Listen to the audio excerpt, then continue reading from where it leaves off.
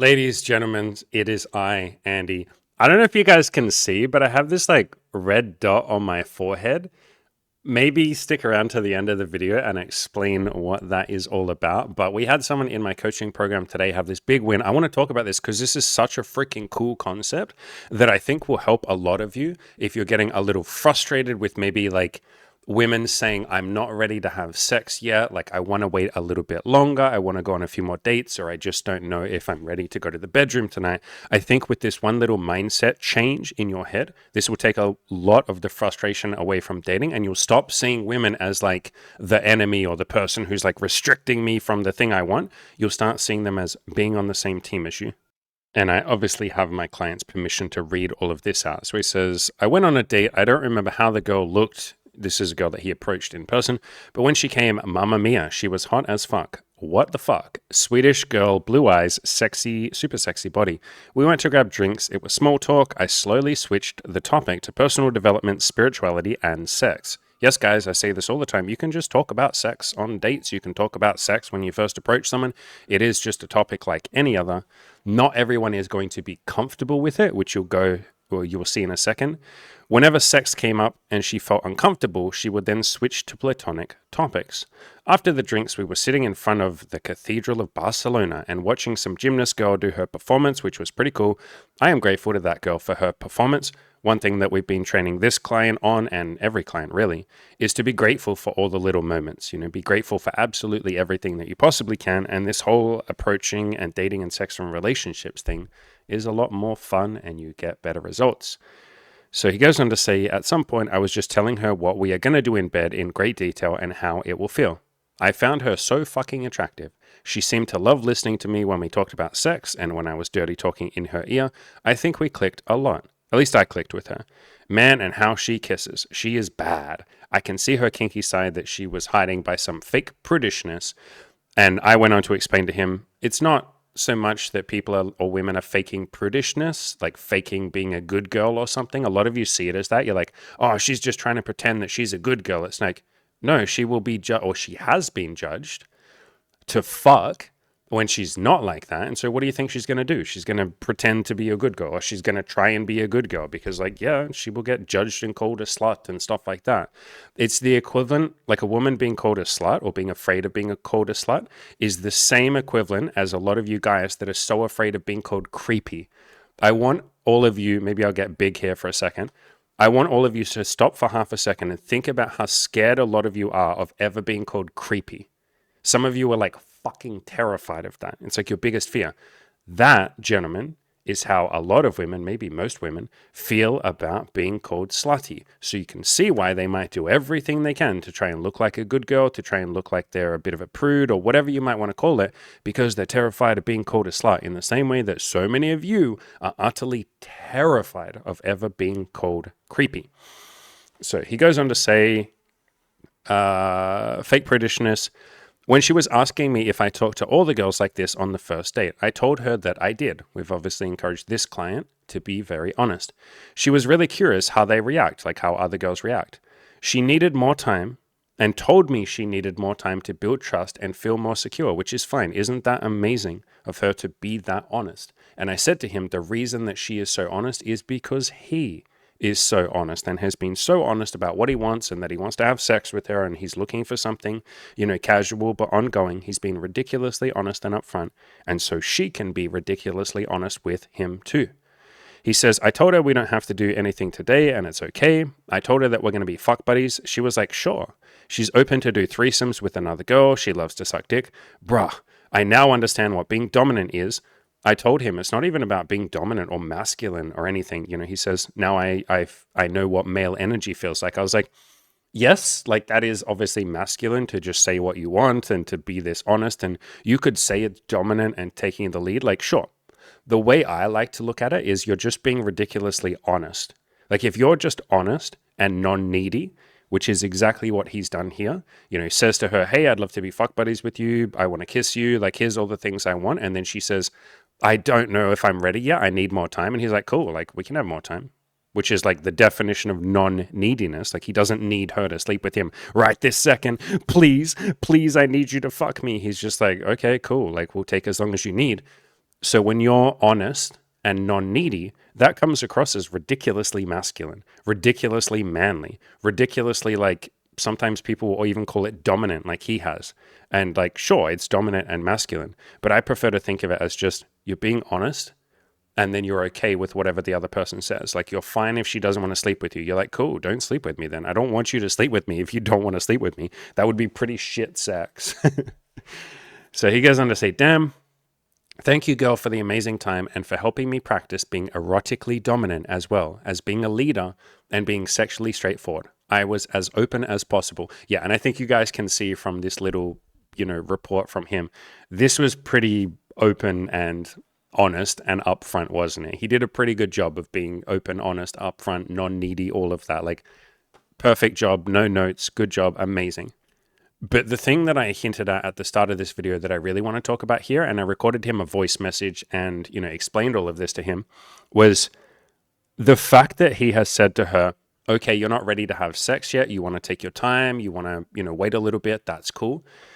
A lot of guys will look at that, and maybe some of you will look at that as like, fuck, like I just really want to have sex with her. Like, how do I get her to do it? How do I like hurry this up? How do I speed this up? Like, fuck, she's holding me back from sex. Like, I just wish she would have sex with me quicker, which like, fine, great. That's your feelings. That's okay. But like, rather than seeing it as like she's slowing down the process of sex or she's taking too long or she's being prudish or like any of these things, what it really is, 99% of the time, if you actually ask the woman, it isn't that she's slowing down sex and, like delaying things and all of that. It's that she is trying to work up the courage to have sex with you. Especially if you read, pause the video and read this again. He has specifically said, we clicked. She loved it when I talked dirty. She loved it when I talked about sex. We kissed. I can see her kinky side. We talked about having threesomes. We talked about being fuck buddies. She told me that she loves to suck dick. Like, all of this kind of stuff. She clearly wants to have sex at some point. And maybe she'll change her mind in the future. I don't fucking know the future. None of you do either. But at this point in time, on this date with him, it's pretty obvious that she wants to have sex. She just isn't ready yet. And she was amazing enough to be honest. And by the way, you can just ask. You can, if someone's hesitating, if someone's kind of slowing down sex and you as the man feel like, God damn it, like I really want to have sex. And it seems like she's putting up roadblocks or she's making excuses or whatever, just break the fourth wall and be honest and be like, hey, you seem a little uncomfortable right now or nervous. Like, do you just want to wait a little bit for sex? Like, what are you thinking? What do you want? And then you'll talk about it. And this woman was brave enough and honest enough to say, I just don't feel like I'm ready yet. Amazing. Good job, her. 10 out of 10 for her honesty. Brilliant. And so what usually is happening 99% of the time is she is trying to work up the courage to have sex with you. There are so many barriers, again, that a woman needs to overcome in order to have sex. She needs to feel safe. She needs to feel like you're actually going to listen to her boundaries when she says, can we slow down or can we stop or can we not do this? She needs to feel like you won't judge her for being a slut or being too sexual or having sex too quickly. Because guess what? Here's the dirty little secret. A lot of you do judge, and not all of you, but a lot of you do judge women if they have sex with you too quickly. You simultaneously want them to fuck you immediately, but then if they do, you're like, yeah, she's just a casual. She's not the woman that I'd marry. Like, there's a part of you that judges her that's like, yeah, she's just like a slut. Like, it's great. I want a slut, but she's a slut. Like, so many of us judge. Like, I don't anymore, but I used to judge people for that too. I would simultaneously want a woman to have sex with me really quickly, but if she did, then I'd think less of her. And obviously, a lot of women judge the shit out of each other and use words like slut, or at least imply it, or they'll think a little bit less of you subconsciously if you have sex too quickly as a woman. And so there are all of these things. There are insecurities and body image issues. And like, is she pretty enough? Does she feel pretty enough? Can she really be comfortable taking her clothes off in front of you? Like, the number of women that I have spoken to where I say like, what are you insecure about with your body? And they're just like, everything. It was so hard for me to get naked in front of you. I was so scared you wouldn't like me. I was scared you think I was too fat or too skinny, or my boobs were too small or too big, or blah, blah, blah, or I should have shaved my pussy, or maybe I shouldn't have shaved my pussy. Like, there's just all of this like insecurity. And a lot of us guys have that as well. But generally speaking, like really generally speaking, women seem to have it a lot more. At least that's my experience. And so there are all of these factors that go into a woman having sex. Whereas for a lot of you, if you're just horny, you'll fuck a girl.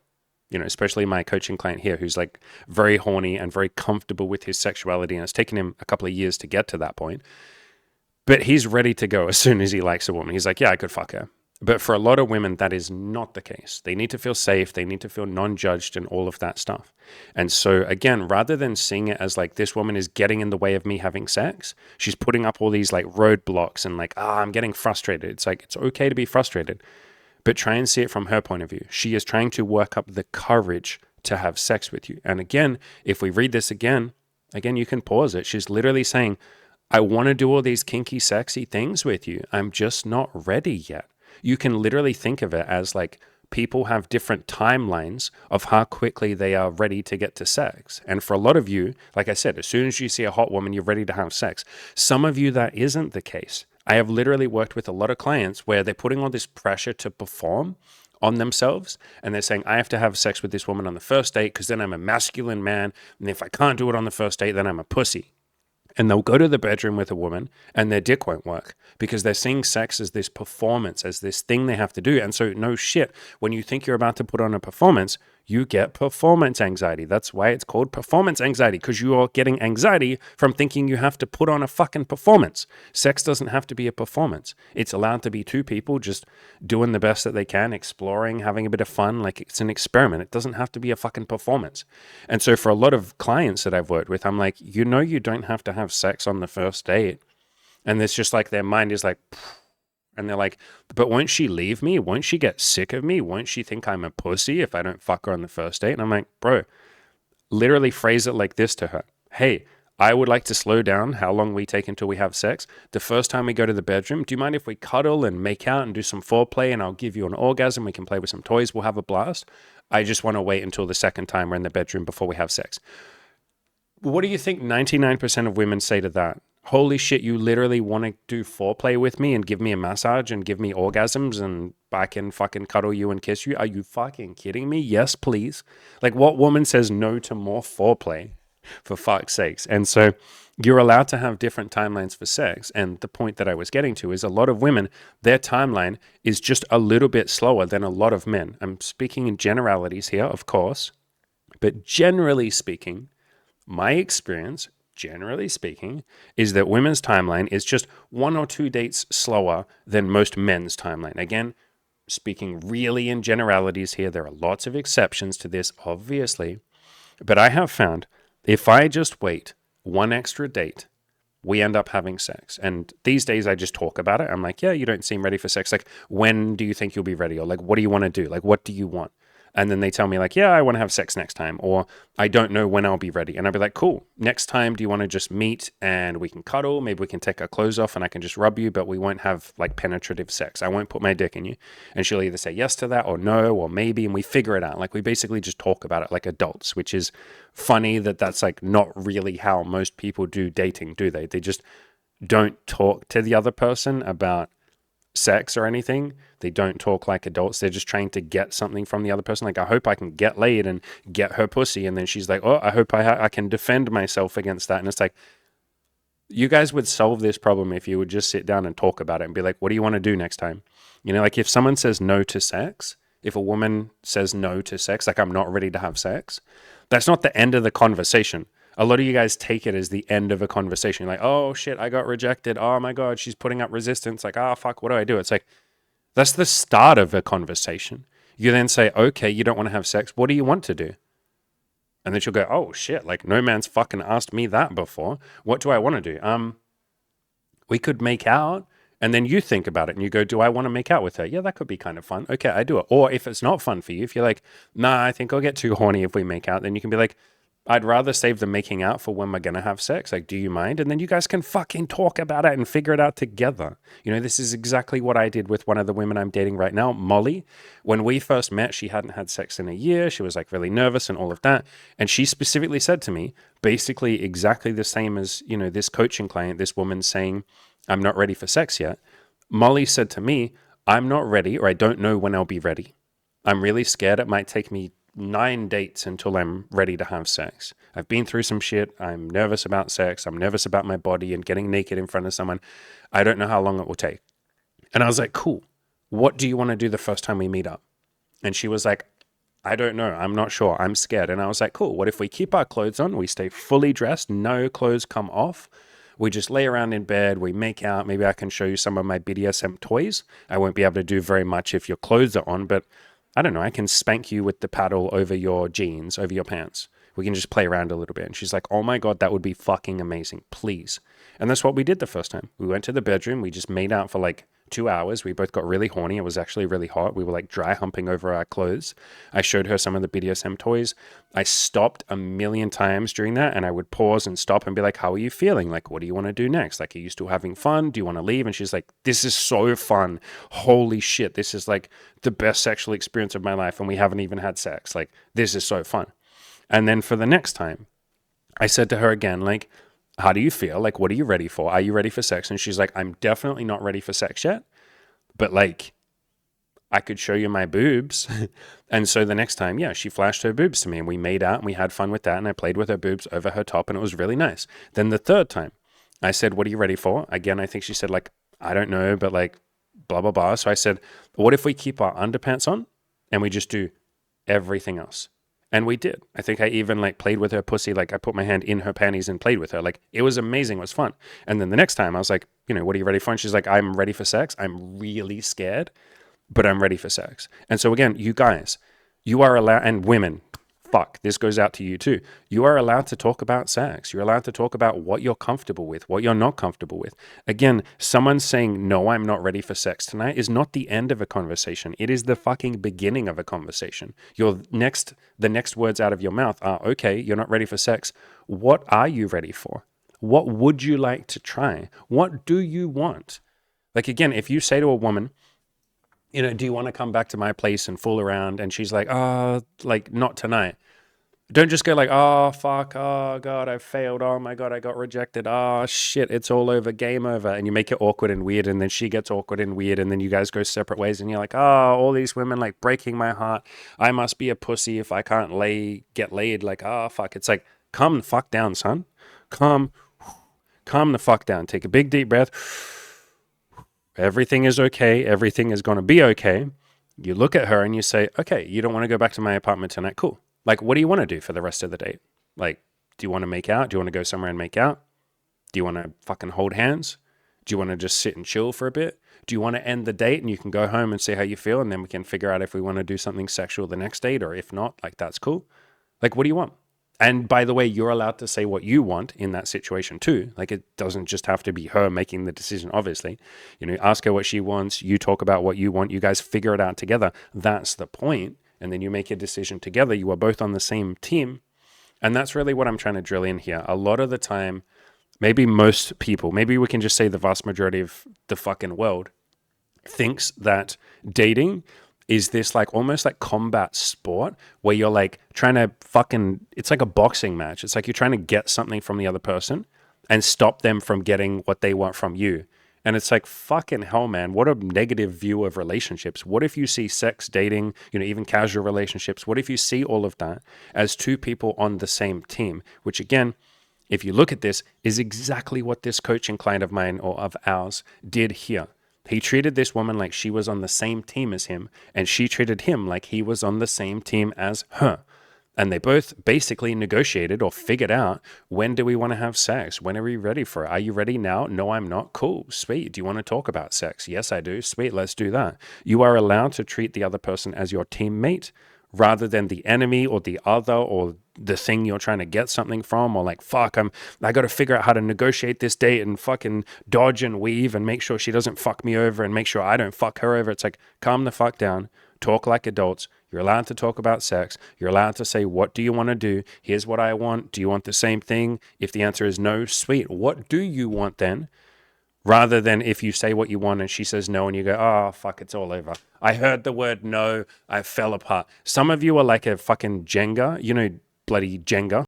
You guys and girls know what Jenga is, but like this thing, some of you are like this, and you're like, oh God, if I say one thing wrong, or if I hear the word no from her, the whole tower is going to come crumbling down. And see this guy here with this big freaking smile on his face.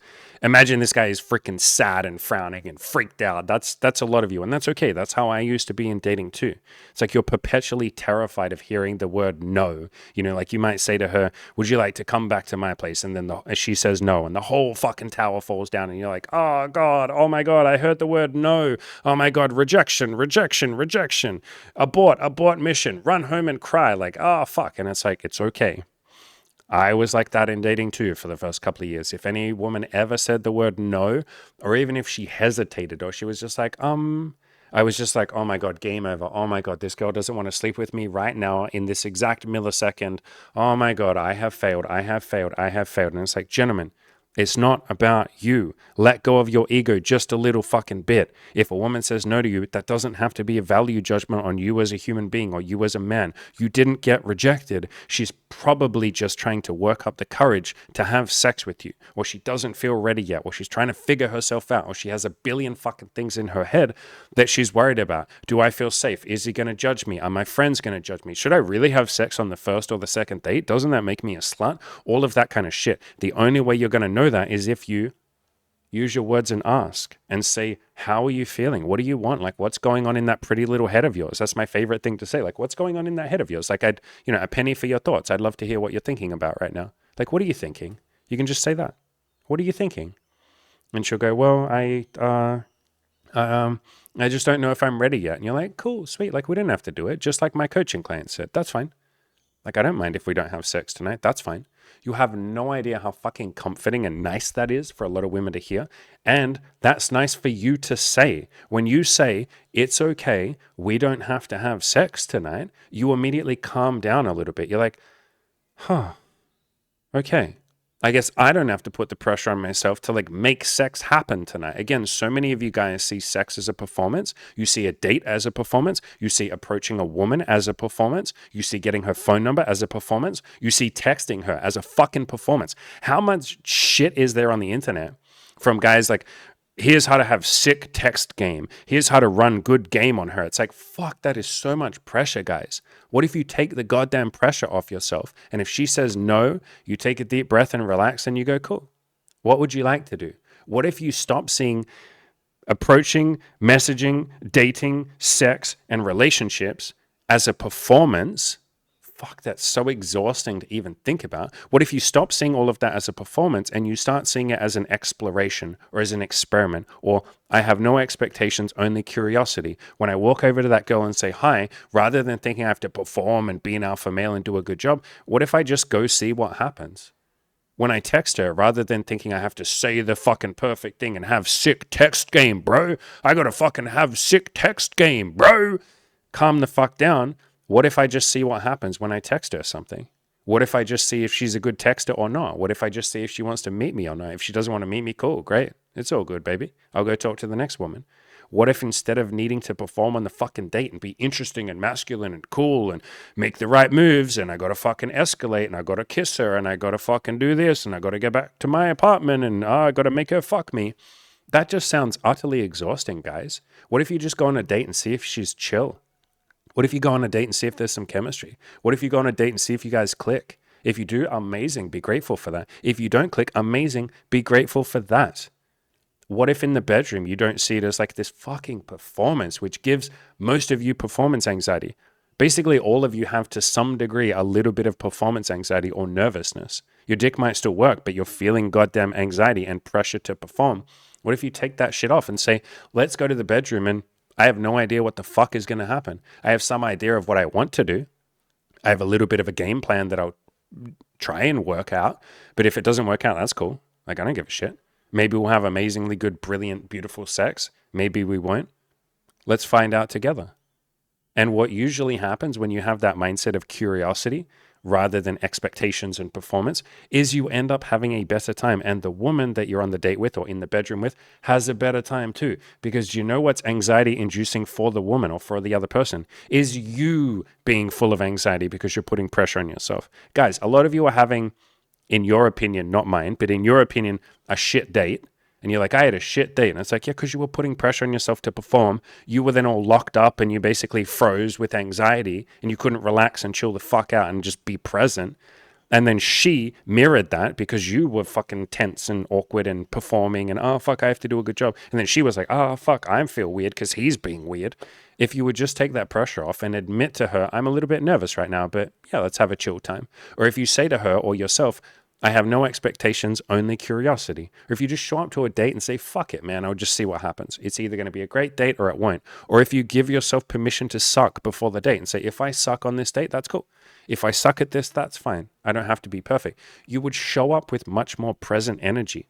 You would show up much more peaceful and calm, and you'd have a better date. You would have better sex. She would have a better time. And even as I say all that, some of you will then choose that or see that as a performance. You'll go, okay, fuck, I have to really lock in and make sure I'm chill and calm and peaceful. It's like, no, stop. You don't have to be perfect, guys. You don't have to be perfect with sex, with relationships, with dating, with approaching, with texting, with fucking anything. Fuck! You don't have to be perfect, guys. If I can drill anything into you in this video, in my content, guys, calm the fuck down. Everything is okay. And everything is going to be okay. Fuck. Okay. I will wrap up there, my beautiful friends. I don't think I told you what this is. So, actually, let me go and get it. Okay, so welcome to Sex Education with Andy. So this is called a pussy pump, you guys. And any of you, some of you have probably seen this. Basically, this goes over a woman's vagina, her vulva, whatever you want to call it. And then you push this little button and it pumps. I'm sure you can hear that. And so it's a suction. It basically sucks on her pussy, so it makes blood flow to the area, makes her more sensitive. So I was playing with this with Molly last night, and there's also different attachments to it. And so there's one for nipples, which can suck on your nipples. You can see that there. And she was really nervous to try it. So I was like, you can try it on me. And we put it there on my forehead, and then we turned it on. And we only had it on there for like 10 seconds. And now I have this fucking red circle on my forehead. And I was walking around in public this morning and I didn't know this was here.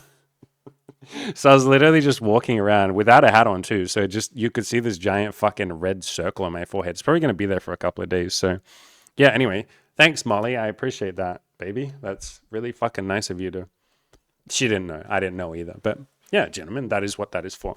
Also, while I still have you wonderful, amazing people here, let me tell you about a sick little coaching deal that I have on right now.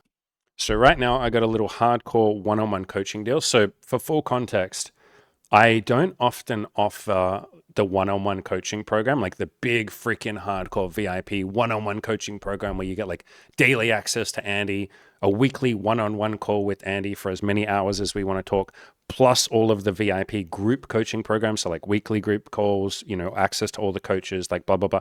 I don't often offer that. I think the last time I had it on was like a year or so ago. I think it's been a year since I've had this because generally speaking, I like my calendar to be free. But right now I am on a mission to bring in a little bit more cash. I could really use some cash. I got some big tax debts and stuff to pay off. So I'm opening up a couple of slots. So if you have wanted to have me as your personal cheerleader, if you like this content, if you like getting to hear me talk, if you want me to be literally your personal cheerleader and whatever goals you have, holy shit, absolutely will make them happen. This is the spot for you. So I'm only offering a couple of slots because I don't want my entire calendar to be, full every single week. So I'm offering probably 2 slots. So the first 2 people that sign up get this. It will be either 12 weeks if you take a payment plan, or if you pay in full, and you can split payments if you want. But if you pay in full, you will get 16 weeks of, like I said, daily access to me. So think about how much ass you would kick if I was your personal cheerleader, your personal mentor, your personal coach, and your accountability partner every freaking day, on top of a weekly big, one-on-one call with me where we sit down and talk about everything for as many hours as we need to. Everything that's in the VIP group coaching program as well, like all the coaches, all of that kind of stuff. I have it all listed on the screen if you want to pause and read all of that. And you get to be in our members only little alumni like coaching group for the rest of your life. So you're literally getting like lifetime access to a coaching program and accountability and all of that kind of stuff forever. So if that is something that you're interested in, I'm offering that right now for $10,000 US. Normally I just don't offer it at all. Or if I was going to, in the past I've charged like $20,000 or $30,000 for this. So fucking extreme discount. Like I said, I would love a little cash right now so I can pay off some of my tax debts. Like, thanks, Uncle Sam. Thanks, Uncle, whatever the tax department is called in Australia. It's just called the Australian Tax Office. But anyway, so if that is something that you're interested in, there's a link down below to this page. You can just go in there and fill this out. I will jump on a call with you, a free call. Make sure the program is right for you. Make sure we can actually change your life. I'm going to ask you for your goals and what you want to work on. And we're going to come up with a plan of how to absolutely dominate and achieve those goals in, like I said, either the 12 weeks or the 16 weeks, depending on if you pay in full or take a payment plan. So if you are ready, guys and girls, to get your life into gear, to absolutely achieve those goals and those dreams that you've always wanted to, this is the way to do it. Like, the people that have done this in the past are the ones that have achieved crazy stuff. Like, Renee here was one of my one-on-one clients. He ended up having a threesome in like the second week of coaching. He dated 12 women in 12 weeks, almost had a foursome, had a girl write him a love letter. Laz was one of my one-on-one clients as well, doubled his monthly income from 25,000 to 45,000. So maybe not quite double, but close enough to double. He had a lot more sex. He was a lot more honest. RV was another one of my one-on-one clients, had a ton of threesomes, bunch of sex, started his own business, blah, blah, blah. He's seeing 3 girls at the same time. Like, Taylor, who is now one of the coaches in my coaching programs, embraced a lot of honesty and had a threesome and a bunch of other stuff as well. I could go on as well. Jeff was a client that we had who hadn't had sex in 9 years and then had sex in his 5th week. I taught him how to talk to girls in person. I actually took him out in person and we went around hitting on girls together. That's why we're doing an interview in the same room here. Corky was another one of my one-on-one clients. Dimitri as well. George, holy shit, George like crushed it. Slept with 10 women in 12 weeks. So you can see that the hardcore one-on-one coaching with me is pretty hardcore and we achieve big goals. So like I said, if that's something you're interested in, there's a link down below to this application form. You can check out, what's going to be on offer. I'm happy to jump on a free call with you and discuss. All right, ladies and gentlemen, have a bloody good day. Go out there, crush those goals, and see women as on the same team as you. They're not getting in the way of you having sex. A lot of the time, they're just trying to work up the courage to have sex with you. And you can help them with that if you see them as on the same team. It's you and her on the same team together, working towards the same goal, rather than seeing her as the adversary.